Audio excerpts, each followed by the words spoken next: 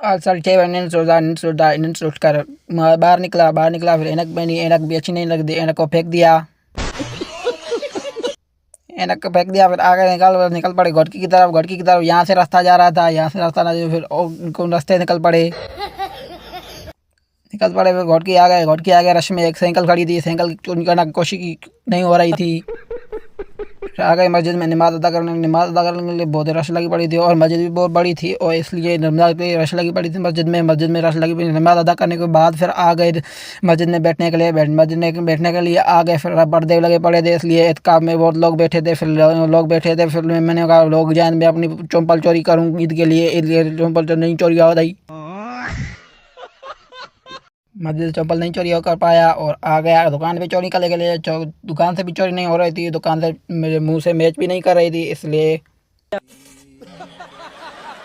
आ गया दूसरे दुकान पर। दूसरे बंदे लड़ पड़े थे, एक दूसरे को चप्पल मुंह में मार रहे थे, इसलिए मैं आ गया दूसरे दुकान पर आया। एक मुझे चप्पल अच्छी लग गई, ये मुंह से मैच भी कर रही थी, इसको ले लिया लेकर फिर घर की तरफ निकल पड़े।